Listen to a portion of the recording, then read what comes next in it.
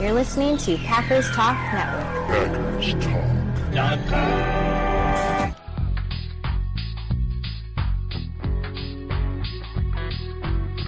You're listening to No Huddle Radio on the Packers Talk Radio Network, your home for in-depth and thoughtful Packers analysis. I'm your host, Gil Martin. My co-host is my good friend, Sean Tehan. In addition to this show, I write for the PackersPost.com and Cheesehead TV, and Sean was a TV sportscaster in Minnesota. We're here to talk Packers because you're all here for one thing, and that's a love for Green Bay football. And Sean, the NFL draft is 1 week away. I can't believe how close it is. I'm excited. Green Bay hosting for the first time, which makes it even more exciting. Lots to talk about, but before we get started, how about a word from our sponsor? Yeah, a word from our sponsor, theticketking.com. You won't have to use them for the NFL draft, but you can use them for all other stuff. Our show is once again sponsored by Wisconsin's own Ticket King for over 30 years. Ticket King has been providing Packers tickets to Packer fans as well as Bucks, Brewers, and Summerfest tickets. You can find them on the web at theticketking.com or visit their locations in Green Bay and Milwaukee. Once again, theticketking.com. If you're following us on YouTube or Facebook today, thank you so much. You can see the link right there on your screen. Remember to support local Wisconsin businesses, and you can watch every episode of No Huddle Radio on Packers Talk Network on YouTube with Gil and myself. Click on the bell, turn the notifications on. You join the discussion, chat with us live. We'd love to see and talk about the comments coming our way. I know it's a little bit of an earlier start today, Gil, obviously. We got some stuff in the schedule that we had to move around, but obviously we're more than happy to talk about Packers Talk at any time. It could be 1 a.m. It could be 1 p.m. I don't care. Yeah, absolutely. Always great to talk Packers. And look, if you can't watch it live, it'll be up on YouTube and on your audio podcast app of choice. So certainly always great to have a little Packers talk with you. And wow, 1 week away from the NFL draft, and time flies. This offseason is moving fairly quickly right now. Yeah, I feel like the draft, it should be like a couple weeks earlier. Like it should be beginning of maybe beginning of April, or I don't know.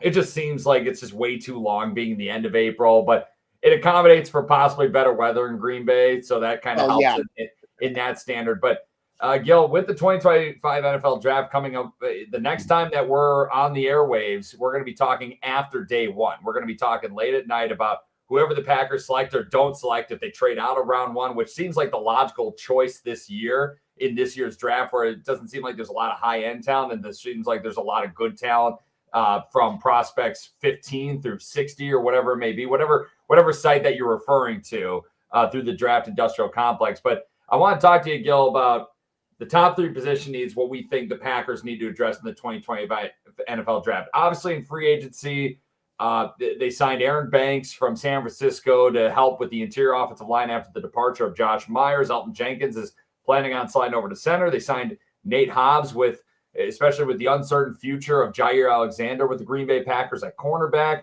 What are the top 3 position needs, 1 through 3 right now for you, that you think the Packers need to address in the 2025 NFL draft? I'm going to start with wide receiver. I think it is a definite need when you add the fact that Christian Watson is going to miss at least half the year, and that both Watson and Romeo Doubs are free agents after this season. Mm-hmm. And we don't know if either one of them will earn a second contract with the Packers. I think you have to address this. And plus, you go back to what Josh Jacobs repeated during Super Bowl week, that the team needs an established go-to receiver. Mm-hmm. And I think it is clear they don't have that at this point. So, to me, that need is at or near the top of the list. For me, number one, and wide receivers in my top 3, but number one for me, and I'm lumping them all in one group, it's D-line and edge, because just the amount of times where the Packers were still a top 10 team in sacks, and they were a very good defense in Jeff Hafley's first year without a dominant pass rush. And I feel like they get a guy who can really get after the quarterback. Excuse me, real quick. Get after the quarterback, whether it's from the interior or from the edge, just because I think Jeff Hafley with this scheme, he really wants to only rush 4 in passing situations and drop 7 in coverage. But you saw against Philadelphia where that D-line was just they could not handle Philly's offensive line. Jalen Hurts had forever. I feel like I could have made throws behind that offensive line, honestly, Gil, in that playoff game that the Packers were in. And the Packers, I feel like that is you got to get after the quarterback. And I feel like that is just such a big pressing need right now. They're going to be counting on Lucas Van Ness hopefully taking a jump, Brenton Cox Jr. taking a jump, Rashawn Gary, hopefully he can have a little bit better sack numbers coming up next year too. But then you need more from your interior D-line from Devontae Wyatt, Carl Brooks, Kenny Clark, who had a pretty down year last year. So that's why I think that's number one on the position needs of the Packers in this draft coming up next week. Yeah, that was my number 2. So it was right there. Yeah. I think the only reason, I think the fact that Lucas Van Ness and Brenton Cox and Kenny Clark Clark can rebound. Cox and Van Ness can realistically be expected to improve, we hope. Mm-hmm. Makes it a little bit less of a need, but I agree with you. Hafley likes to get pressure on the quarterback with 4. He wasn't able to do that consistently last year, and they do need to upgrade. And, the thing about both the need at wide receiver and the need to increase the pass rush coming from the front 4, those are 2 positions where if you don't address them in the first round, it's tough to get that difference maker. You can get a quality offensive lineman in round 4 who could be plugged in and start as a rookie. We've seen the Packers do it how many times before? Numerous times. If you want to get a pass rusher who makes a difference, you're either going round 1, maybe early round 2, or it's not likely to happen because there's only so many guys who have the athleticism and the skill necessary to make a difference as a pass rusher. There's only so many guys who are going to hit the ground running as receivers, although a little more in recent years with college offenses evolving the way they are. So it's a tough dilemma because you can only address one of them in the first round unless some miracle happens and they end up with another first round pick. Yeah, it's interesting. Receiver was number 2 in my position need. So we just flip-flopped our spots and everything. Yeah. And I think it's the Christian Watson injury that's just the biggest killer. You need a guy who can stretch the field vertically. And if you could find an athlete like that who it's hard to find, obviously, but you can find a guy who can stretch the field vertically. Christian Watson, just his presence on the field alone was just so significant. So them losing him for probably most of next season is just going to be killer. It's a position that they obviously need to address. And like you said, pending free agency coming up for Watson and for Romeo Doubs as well. It's interesting, though, because Brian Gutekunst, the general manager for the Packers, he was the only GM to see Ted McMillan, the wide receiver from Arizona. Ted McMillan came in for a top 30 visit to Green Bay reportedly as well. There's some smoke there. I don't know if there's fire necessarily, but there's definitely some smoke there. The Packers were really high on Edgerrin Cooper. They visited with him last year. They checked out his workouts. They had him in for a top 30 visit, and they landed him in round 2 last year. But Brian Gutekunst, he never even spoke to Jair Alexander before drafting him with his first ever draft pick as GM. So you never know what they're going to do. But I think it's very obvious that there's interest there from the Packers for a guy like that, where maybe increases the chances of the Packers trading up, where if he anticipates, okay, like if McMillan or an Emeka Egbuka or a Matthew Golden, if they drop within range of going up and getting someone, maybe the Packers make a move up the board. Yeah, and then, just to make it come full circle, maybe that's where Jair Alexander gets dealt, where maybe you can make a deal where you switch 23 for 18 and you throw in Jair as a possibility. And again, I'm spitballing here. I don't have any rumors or information that says that's imminent, but, maybe you include a trade for Jair Alexander as part of moving up or moving back or acquiring extra picks. There are a lot of variables, but Jair is kind of the wild card. That's the big thing, though, too. It's like you gotta have a team on the other side who can take on that contract. And I'm just thinking the teams right ahead and I'm going to look up the NFL draft order real quick because I don't have it memorized off the top of my head right now. I know obviously all the NFL teams have their first round picks this year.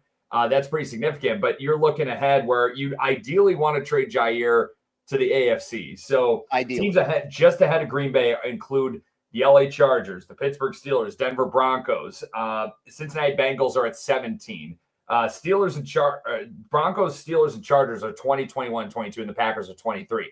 So I think you're looking where, and then Cincinnati has the 17th overall pick, and I think that's the spot where you could potentially see a deal happen if the Packers move on the board, if someone they want to get is still available and they go up and get someone. That's where I think is the ideal spot. I think 17 is the biggest jump that they would take when it comes to trading up in the draft. I don't know what you think, but that's the way I see it. I'm looking at it similarly. I'm thinking somewhere between 15 and 20 is where you would be willing to make that move. And it depends on, how the board plays out, how some of the teams ahead of you are doing, what they're looking for. Look, Brian Gutekunst has traded up. He's traded back. He's done both in the same draft, and he stayed put a few times as well. Yeah. So you never know, and it's really going to depend on how things play out next Thursday in round one to see what he decides to do. Now, if Jair's not included in a trade, Seattle's at 18. Packers have a lot of history trading with the Seahawks. John Schneider, buddy of Brian Gutekunst, who used to work at the Packers front office. Maybe there's another trade that happens right there. Seattle's looking to just continue to gain draft capital. They're definitely in a rebuild mode in their franchise right now. Gil, real quick, though, what's your third need that you think the Packers need to address in the 2025 NFL draft? If they hold their 3 picks from the first 2 days, what would you be happy with if they address? What third position would you be happy with if they address that in the first 2 days? There are 2 that are really close. And I know which 2 you're going to say because it's probably my 2 as well. Yeah, it's either cornerback or offensive line. I mean, those are my 2. I'm going to give a slight edge to cornerback at this point, only because of Jair. That sort of like wide receiver. I'm not dissatisfied with the overall talent, but the lack of a shutdown guy, the lack of that elite cornerback one. All apologies to Keyshawn Nixon, who says he wants to be CB1. Okay, but I think you're not quite a shutdown guy yet. And I want that elite shutdown guy if I can get it. So while I don't think it's as big of a need as the other 2 we mentioned, I think it's up there. And then offensive line, you don't know the future of Elton Jenkins after this year. Zach Tom, Sean Ryan, Rasheed Walker, all on contract years this year. You don't know where Jordan Morgan fits in yet. So I think offensive line would be next. So those 2 are kind of neck and neck for third in my mind. Yeah, third for me was corner because of the Jair situation. It's like, and I feel like, especially if there's a guy where there's a lot of projections that Michigan corner Will Johnson could fall to Green Bay. Love it. And that's something where if that guy falls to Green Bay, you take him. Like, you absolutely snatch him up in a heartbeat. That's gold right there. If you can get him at 23, you don't have to move up for a guy like that. That would be incredible. But he's had a bit of a shaky offseason, though, with the 40 time. He hasn't really ran in it. He's had some injury issues that could be a red flag, too. Maybe that's a possibility where if the Packers feel good about his medicals, they snag him. But number 4 being offensive line for me as well, just on the outside, it's because the Packers have done so well drafting offensive linemen late. That's also a big factor where they have been able to find guys late and plug them in and be good NFL offensive linemen. So I trust Brian Gutekunst there. I trust the scouts in the Packers front office there because they have a great track record. They do. And, 4th round seems to be the sweet spot for the Packers. It may be the 5th, but the 4th for sure. And I think you can do that where the way the offensive line is set up, they don't need a starter right now. Nope. They need to have someone ready to hit the ground running in 2026, really, depending on what happens with the guys we mentioned and how it all plays out. So to me, it's less of an immediate need, but it is a definite need. Yeah, that's for sure. I definitely agree with you there for the most part. Well, as long as on days 1 and 2, if they can address those top 3 positions, whether it be, corner, D-line edge, and wide receiver, if they can address those 3 positions on the first 2 days of the draft, I'll be pretty happy. If they address offensive line, I can't argue with that as well. So, exactly. Gil, Now flipping to the bottom three needs. What bottom three position needs do you think the Packers have in the 2025 NFL draft where you'd probably be the most angry if they use some premium capital on a guy that was, in any of these position groups? Well, I have three, I think, that are pretty easy. Quarterback. You don't need to draft a quarterback in the first round or second round. No, God, no. That's just not a need. Assuming they don't trade Malik Willis, and I wouldn't if I were them unless somebody blew me away with an offer. Yeah. You've got your starter. You've got your backup. You want to draft a quarterback, round 6, round 7, be my guest, do the Ron Wolf thing, but you don't need to spend premium draft capital. Mm-hmm. Number 2 is safety. You've got 3, maybe 4 guys who can play safety right now. So you got an all-pro in Xavier McKinney. You got an up-and-coming rookie in Evan Williams. You got Javon Bullard. I'm not worried about immediate need at safety. You want to draft someone in the late rounds for special teams and depth, all for it. But days 1 and 2 of the draft, you don't need to go there. And then it would be, again, 2 positions that are really, really close. It would either be running back or tight end would be my third. Okay, that's interesting. Yeah, because, quarterback is number 1 on my list, obviously. Like you said, number 1 and 2, don't have to worry about it. The first string quarterback, second string quarterback, we're good there. Number 2, though, on my list is running back because Josh Jacobs, you saw what he could do. They added some more beef in front of him. I feel like he could potentially do more, knock on wood if he stays, barring if he stays healthy, throughout the next season coming up. I like what Marshawn Lloyd could possibly do. He obviously had just the worst injury luck as a rookie, but you saw the very few carries that he got. The kid is very explosive. I think Chris Brooks was a really nice addition. I like Emmanuel Wilson a lot. I think that position group, that's a group that I don't think you really need to touch in this draft. I don't think it's worth. Maybe if you take a flyer on someone late, a speedster or something like that, be my guest. And then number 3 would be safety for me as well, where obviously there's a lot of depth there. But I put it at number 3 because I feel like if you find a safety who has a lot of versatility playing in the secondary, if they can drop down to slot corner or play in the box as like an extra linebacker or be on the outside, whether it may be, there's a lot of safeties who could potentially do that, who have that versatile skill set. And guess what? The Packers love versatility, especially in the secondary. So that's why if they pick a safety, it's probably going to be a guy who's very versatile, who offers a lot of different strengths and everything like that and can play multiple positions. So I wouldn't be totally upset if they added another safety. On the outside, also, kicker and punter. Don't draft a kicker or punter. Yeah, long snapper. We're good there. No way. You don't draft a long snapper. I think hopefully the Packers learned that from the Hunter Bradley experiment. And they learned that a kicker with Anders Carlson, too. Yeah, you could always find them as an undrafted free agent. They're there. Yeah, exactly. So it's interesting, though, because I feel like the guy who was who dominated the combine and it was pretty good at South Carolina was safety Nick Emanwari. Mm-hmm. And he's a guy who potentially could offer a lot of versatility. And some people are saying, just reading where some people are thinking, it's like, is Brian Gutekunst, is he going to be that crazy where he drafts a safety like that with a bunch of versatility just because he's an absolute athletic freak? I'm pretty sure his relative athletic score was a 10 at the combine, from the combine and everything. He's an athletic freak. And what if he's available for Green Bay at 23? Did the Packers pull the trigger? I doubt it, but it's something that maybe they consider. I don't know. I'm just saying. But then are you drafting him primarily as a safety or as a slot or there's that aspect of it too. But safety I don't think is a major need. Yeah, that's if they use premium capital on any of those positions, days 1 and 2, I will not be very happy. So plain and simple. But you mentioned tight ends though not being a big need. We were talking about wide receiver being maybe arguably the biggest need for the Packers going into next week's draft. So let's grade the 2024 Packers wide receiver and tight ends. We're going to lump them together mainly because the tight end group was kind of bare bones when it came to looking in the cabinet and everything like that. There wasn't a lot of guys who were playing the tight end position this year, meaningful snaps at the tight end position this year for Green Bay due to injury or Tucker Kraft just dominating in general. But let's start real quick with the wide receiver group, though, Gil. Let's start with wide receiver Bo Melton. Bo played in every game. He had 8 catches, 91 yards. He took a bit of a step back, but just really had fewer opportunities to play because this group was mostly healthy for the most part.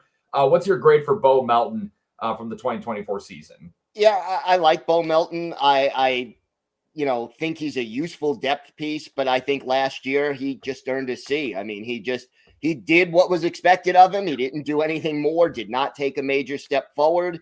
Like you said, had fewer opportunities. They do run some jet sweeps or end arounds with him. He blocks well. I think he's a guy who's solid, who does what's asked of him, but isn't spectacular at this point. I'm with you. I give him a C as well. I just, again, took a step back, and like you said, where he's a good guy. He's definitely he's a good guy to have in that locker room, but it's definitely going to be an uphill battle for him to make the team next year, and for good reason. It's just I don't know if there's anything more that he can maybe offer to boost this group in general. So I think a C is a good grade as well. Gil, wide receiver Malik Heath. He was active for 13 games last year, 10 catches, 97 yards, a couple touchdowns. He's a dude who made the team as an undrafted rookie free agent. He blocks his butt off. He's got a lot of dog in him, man. And I like how intense he usually plays when he's out there. But what's your grade for Malik Heath from this past year? Also got to go C. I mean, again, didn't get a lot of opportunities out there, did what was asked of him. I love his attitude. I love his story. I like having him on the roster, but, he's a depth piece right now until he proves otherwise. I was a little more bullish on Malik Heath than you were. I gave him a C+, just because I think he was a little better than Bo Melton, and I think he made the most of his opportunities. I think more so than when Bo Melton was on the field. He's a guy I feel like he needs to, especially with the Watson injury, I hope he gets on the field a little more coming up next year, because he makes some tough grabs. Like, he's really good in contested situations, and the dude's a bulldog, man. Like, he just plays his butt off. He plays like every snap is his last snap that he's ever going to play, and I love that. It's just the production, obviously, the opportunities weren't quite there last year, and maybe I'd like to see more, but I give him a firm C+ right now. Fair enough. Yeah, thank you. And next up, we have Dontavian Wicks. Played in every game this year, 39 catches, 415 yards, 5 touchdowns. This guy, Gil, I think is so talented. He gets open so often, but he just can't catch the ball. It just drops are a massive issue. He had 9 drops this year, tied for 6th most in the NFL. Gil, what's your grade for Dontavian Wicks from this past year? I couldn't go higher than C+. I like Dontavian Wicks, but those drops, I mean, what is the job description of a wide receiver? Catch the ball. The football, right? That's first thing, right? There are other things you need to do. You need to run patterns right. You need to block occasionally. You need to, do certain things, but you got to catch the ball. He's struggling with that. It was something that he struggled with in college. I know the Packers are hoping he takes a step forward in 2025, and I think it's possible. But based on what he did in 2024, the inconsistency just prevented me from going any higher. Yeah, you gave him a better grade than I did. I gave him a C because I think my expectations for him were so high because he had such a promising rookie year, and I don't want to compare him to Davante Adams, and I know I've done this numerous times on here, but he's just got so many traits that are so similar to Davante Adams. His ability to get out the line of scrimmage, ability to get open. He's got so much talent. And Davante struggled with drops early in his career too. He's a kid, obviously, that the Packers should not give up on. Absolutely not, especially because you're not paying him anything right now. Let this guy give him a chance to grow into being a receiver, because I think he has the potential to be maybe the best receiver of this group right now. I really, really do. But this past year was a disappointment. Straight up, it was an absolute disappointment, and that's why I think a C was a fair grade. No, I totally agree with the disappointing factor. And look, Davante Adams came alive late in year 3. Let's hope Dontavian Wicks can follow that trajectory. I just hope he's doing just as many hands drills, get on that jugs machine every day, man. Because if you can catch that ball, dude, like this guy could be big time. I mean, he can be big time. He's got the talent. He's got the skill set. Romeo Doubs up next. He played 13 games, 46 catches, 600 yards, 4 touchdowns. He was notably suspended one game this year for conduct detrimental during the season. I think he took a step back in 2024, Gil. He also struggled with drops as well. He had 8 drops. That was tied for 9th most in the NFL. What's your grade for Romeo Doubs from a pretty tough 2024 season? Yeah, couldn't go higher than C+ for Romeo. I mean, he still, when he was out there, he was still sort of Jordan Love's go-to guy in certain situations. I'm a fan of Romeo Doubs, but that conduct detrimental hurt, the drops hurt, the inconsistency. And I was expecting more from him last season. That was his 3rd year in the league. I was sort of hoping that he would take a step forward and be more consistent, and it just didn't end up being there. Yeah, again, you were a little lighter on Romeo Doubs than I was. I gave him a C mainly because I had similar expectations. I thought he was going to get better, but he didn't, and he obviously he pouted so much that it got to him having being suspended for conduct detrimental to the team. 2nd straight year a Packer has been suspended for a game for that. He also, I will say though, on a personal note, where I hope his health is okay. He had a lot of concussion issues last year, really scary concussions where just his head was just slammed on the turf and he wasn't really moving. And I hope his vitals are okay. I hope mentally he's going to be all right, because that obviously the head injuries are really scary. I do hope Romeo Doubs gets better on that note, but he's a guy who he clearly wants the ball more, but he needs to prove that he can handle that load, because I think the talent is there, and he's a guy who he has a lot of talent. I don't think he has the potential like Dontavian Wicks, but I think he's got a lot of talent. But it's just a matter of like, hey, you're 3 years in, and now you're coming up on a contract year. So if Romeo Doubs is going to have a big time career, next year's a big year for him. It's a critical year. It'll determine his future with the Packers, or more or less if he has one. Yeah, that's for sure. And a lot to think about for Green Bay. Romeo Doubs, a lot to prove going forward. Another guy with a lot to prove going forward, but kind of hampered, is Christian Watson. 15 games last year, 29 catches for 620 yards, averaged 21.4 yards per catch. Just an explosive player. Only a couple touchdowns. Gil, Watson he plays his butt off. He's one of the most unselfish players on the team. He's definitely a team over self guy. I'm so bummed that he tore his ACL in that regular season finale against the Bears. And when he's on the field, the Packers passing attack, the offense in general is just so much better. Just his ability to stretch the field vertically and just make defenses gravitate towards him. What was your grade for Christian Watson this past year?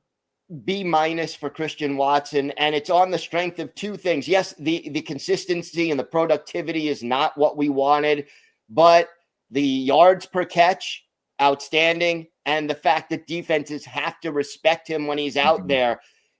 His statistics individually are not spectacular, but what he allows other people to do has to be taken into consideration. So I gave him a B-, and I just wish that he could stay healthy and just take that next step. And obviously the injury is going to prevent that from really happening this year.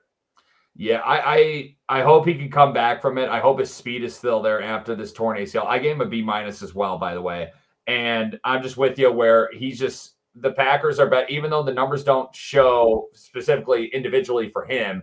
But the Packers offense is better when he is on the field. That's plain and simple. They score more. They gain more yards. They're way more efficient just because his presence alone is a huge factor. I hope he can come back from that torn ACL and be the player that we know he can be, that we've seen him can be. It's just such a bummer for a guy like this, because I think he's a great kid. I think he is just an awesome teammate. That's just the perception I have. The coaches love him. Matt LaFleur loves him. And I just hope that he can come back and be healthy and really be a factor. But it's just a matter of like, he's never had he's had stretches where he has looked incredible and you see the talent there. It just, then an injury pops up, and it's such a bummer to see that. So hoping nothing for the best for Christian Watson going forward, because the Packers are a much better team when he's healthy and on the field. Agreed. Absolutely. And lastly, we have wide receiver Jaden Reed. Didn't miss a game this past year, had a team best 55 catches and 857 yards. Also had 6 receiving touchdowns. Also had 163 rushing yards and a rushing touchdown. Starting off the year, Gil, pretty hot, but then struggled mightily down the stretch. He struggled with drops as well. He actually had the most drops on the team. He had 10 in 2024. That was tied for fourth most in the NFL. What's your grade for Jaden Reed this past year?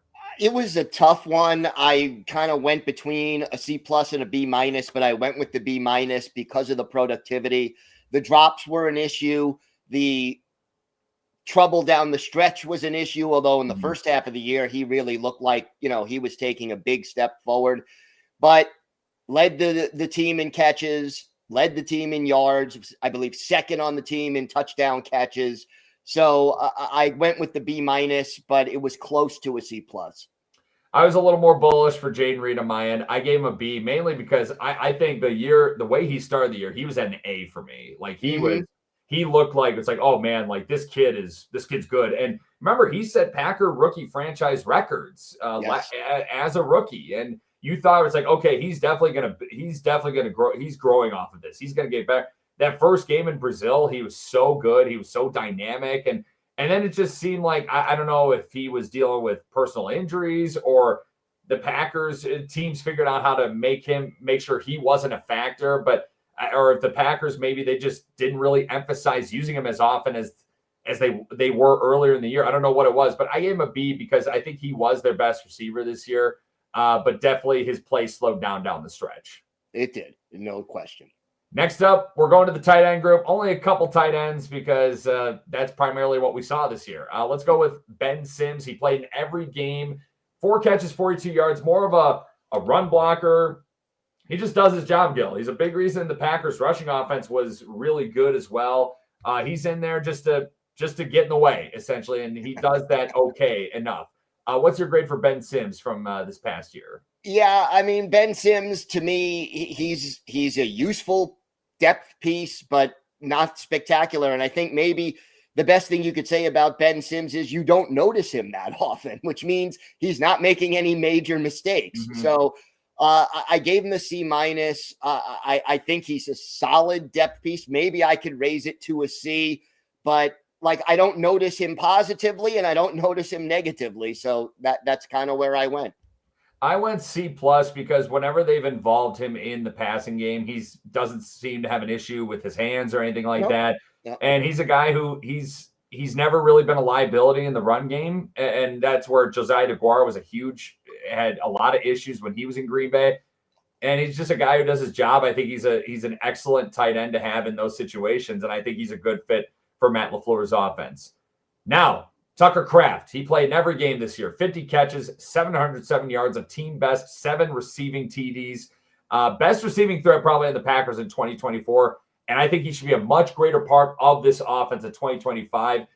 What I love about Tucker Kraft, Gil, he's just a football player. He plays his butt off. He's a tough kid with a ton of talent. What's your grade for Tucker Kraft in 2024? Love the way he runs after the catch. Love his determination. Willing blocker, not a great blocker, but he'll give you everything he's got. Oh, I gave him a B+. It was close to an A-, but I think they need to get him more involved in the offense. Mid-season, I was screaming, you got to give 2 things they had to do in the red zone, Josh Jacobs and Tucker Kraft. And they actually, I know it is not because I said it, but they actually did listen to me. And it really improved the red zone offense in the second half of the season. So I want to see more Tucker Kraft next year, and I am bullish on his future. Gil, I have a feeling Matt LaFleur is listening to our podcast, because he definitely is listening to you where Tucker Kraft had to get more involved. I also had a B+. I think this guy, all around tight end, where willing blocker in general, good in the receiving game. I can't remember the last time the Packers have had an all-around tight end like this, where Jermichael Finley was a great athlete as a receiver, not really as a run blocker. That wasn't really his forte. He was a big wide receiver. That's essentially what Jermichael Finley was. But Tucker Kraft is, I legit can't remember the last all-around talented tight end like this that we've had in Green Bay. And he's a guy, I feel like there's a lot of George Kittle in his style too, where George Kittle is not the greatest run blocker either, but he's willing to block. He wants to get in the way. He just wants to play football. And Tucker Kraft is wired the same way. And I feel like the best tight ends in football have a little bit of psychotic nature to them. Yep. Tucker Kraft is that guy, and I freaking love it. You know who he reminds me of a little bit, and this guy is before your time, but Paul Kaufman, who was a great tight end in the 80s. Is that the father of Chase Kaufman? Yes, yes, it is. As a matter of fact, if you go back and watch any Packer games from, let's say, 1979 through 85, you'll see what a great player Paul Kaufman was. And I think Tucker Kraft, I think Kraft can be better than Kaufman, but there's a similarity in their styles that I see. I just really hope Matt LaFleur is back on the whiteboard, back on the drawing board this offseason, and just figuring out more ways to make Tucker Kraft an integral, the centerpiece of this offense. Where if you not having a Christian Watson, where it's like you clearly with the Aaron Banks signing, you want to get the ground and pound game going on the rushing offense, and I feel like Tucker Kraft is going to be huge in the play action game and huge in the rushing offense too. Just get that guy involved as much as possible. He brings it every Sunday. I love it, and he's a guy that he's going to be, barring any unforeseen serious injury scares or anything like that, knocking on wood big time. Tucker Kraft's going to have a long career in the NFL, and I hope it's in Green Bay. Me too. Love the guy. And the other two tight ends that we'll mention real quick, but we did not give grades to, are tight end Luke Musgrave and John Fitzpatrick. Fitzpatrick played 9 games, caught 1 pass for 2 yards. He was only on offense for 73 total snaps during the year. And then Musgrave, we felt like didn't really – it was not really a good idea to give him a grade just because his injury issues that he battled all year long were really significant. And I just don't feel like he was himself. He only had 7 catches for 45 yards in 2024. He just all year long, Gil, he just didn't seem right with his health. And I hope that next year is going to be a big boost for him because the guy is so fast. He runs like a deer. And I feel like he could bring a lot to the tight end spot, but we need him to get healthy first. Yeah, 2 years in a row he has struggled with injuries, and I really want to see Matt LaFleur love 2 tight ends when he was the offensive coordinator in Tennessee. I'd love to see Musgrave and Kraft both healthy and both on the field for an extended period of time this year because I think LaFleur can do some creative things to scheme both of them open at different times. And I think that's going to be a heavy emphasis, especially with the uncertainty at the receiver position, maybe new blood coming in at receiver in the draft coming up next week. And Gil, with the draft coming up a week away, coming to Green Bay, the great state of Wisconsin, what articles do you have coming up on Packers Post Cheesehead TV to get ready for next week's draft? On the Packers Post, I took a look primarily at players the Packers could draft in either the first or second round at 4 big positions of need: offensive line, cornerback, a wide receiver, and edge rusher. So essentially I emphasize those. And then at Cheesehead, I took a look at the decision Brian Gutekunst has to make regarding Christian Watson. And he's only probably going to have 5 or 6 games to make that decision. And, he may not be 100% or anything close to it when he comes back. So kind of broke down that situation. I just hope with Christian Watson, if he comes back healthy, you can get him signed up to a team-friendly contract because that guy could still be really, really good in this league. He could still be really. He's got the talent. He's shown in stretches he could do it. Just a matter of being consistent about it. Gil, you ready for some trivia? Let's do it. All right. Well, the 2025 NFL Draft in Green Bay, it's so close to being here. It's arguably the second biggest event on the NFL calendar, just after the Super Bowl. Now, Green Bay is the smallest media market, not just in the NFL, but in the 4 major pro sports in North America. So outside of a game day, Titletown isn't used to being the host for such massive events. And this year's NFL Draft will likely be the most attended non-game day event in the city since the 1930s. Now, in the 1930s, Gil, which former U.S. president came to Green Bay in the estimated most attended non-game day event in city history in 1934? Wow. Ah, boy. Okay. Former president, 1934. I'll give you some hints. New Deal and Pearl Harbor. New Deal and Pearl Harbor's FDR. But FDR, so yeah, okay. President Franklin Delano Roosevelt. Yeah, I feel like I should have let you think about that a little longer, and then you would have probably gotten to it. But yeah, it was President Franklin Delano Roosevelt who came to Green Bay to pledge his continuous commitment to his New Deal. It was estimated that FDR was greeted by 6,000 people upon his arrival at Green Bay's Chicago Northwestern Depot. Then he passed an estimated crowd of 100,000 people along a parade route over city streets before speaking to about 35,000 people at Bay Beach Park. This is all according to an article on Packers on the Green Bay Packers website. So close to 150,000 people were in attendance to welcome the former president to Green Bay. 2025 NFL Draft projected to have more than 200,000 fans in attendance over next weekend, over that 3-day stretch. It's gonna be crazy, Gil. I will be there for day one. I'm not gonna be going live from there. It's just too many cell signals and everything like that. But I'm looking forward to talking about what the Packers do or don't do in the first round, whether they move up, whether they move out. You never know with Brian Gutekunst, man. He's full of surprises, and I'm looking forward to finally the draft being here. Yeah, it's exciting. It's time. Let's do it. And, we don't know what the effect is going to be, but the future of the Packers is going to take a different turn based on what happens next week. A lot to talk about coming up. And, hey, for Endless Packers Talk, again, click that bell on YouTube, turn the notifications on. Gil and I will be here quite a bit next week. The draft, one of the most fun times of the NFL calendar season.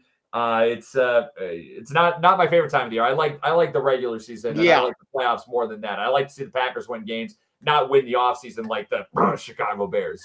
So yeah, it's like I'm not in this to be the offseason champs, but it's still a fun time regardless. It's the best part of the offseason. Let's put it that way. So and the best part of the year for Chicago Bears fans. That's right. Because they win every year. Just ask every offseason champs 3 years in a row. There you go. All right. Well, that's going to do it for us today. We'll be right back here next week with extensive draft coverage. Follow us on Twitter to stay up to date on all things Packers or to ask us questions. Or you can email us at gbpackerssean@gmail.com. Make sure you're subscribed to Packers Talk on iTunes, Google Play, Spotify, YouTube, or wherever you get your podcasts. Big thanks to PackersTalk.com for powering our show, and thank you for listening. Until next time, go Pack Go! Go Pack Go!